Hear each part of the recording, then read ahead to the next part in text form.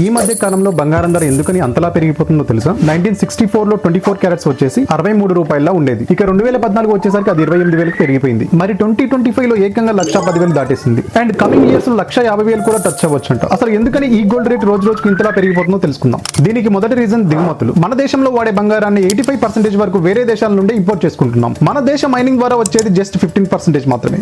Reason number 2, rupee value and inflation. మనం బంగారాన్ని వేరే దేశాల నుంచే కొనుక్కుంటున్నాం కాబట్టి ఈ గోల్డ్ ని ప్రపంచ మార్కెట్ లో ఓన్లీ US డాలర్స్ లోనే కొనుక్కోవాలి. సో 2020 లో $1 వచ్చేసి 70 రూపాయలుగా ఉంటే ఇప్పుడు 2025 లో అది 88 రూపాయల వరకు చేరుకుంది. అండ్ ఇన్ఫ్లేషన్ వలన మనీ వాల్యూ తగ్గి ఫర్ సపోజ్ అప్పట్లో 10 kg గోల్డ్ 100 రూపీస్ కి వస్తే అదే 100 రూపీస్ కి ఇప్పట్లో 6 నుంచి 7 kgలు మాత్రమే వస్తుంది అనమాట. అయినా 100 రూపాయలకు 6 to 7 kgs గోల్డ్ అంటే అన్నాడు గాని ఆ ఊహ ఎంత బాగుందో. రీజన్ నెంబర్ 3, ప్రపంచ రాజకీయాలు and global uncertainty. Last 5 years నుండి చూస్తూనే ఉన్నాం. వేరే దేశాల మధ్య చాలా యుద్ధాలు ఇంకా జరుగుతూనే ఉన్నాయి. అండ్ రీసెంట్ డేస్ లో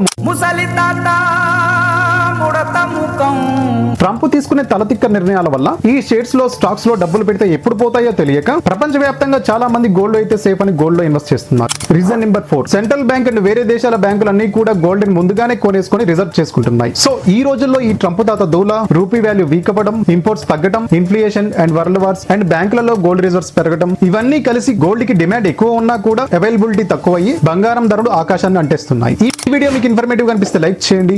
మరెన్నో ఇలాంటి ఇన్ఫర్మేటివ్ వీడియోస్ కోసం మన ఛానల్ ని సబ్స్క్రైబ్ చేయండి.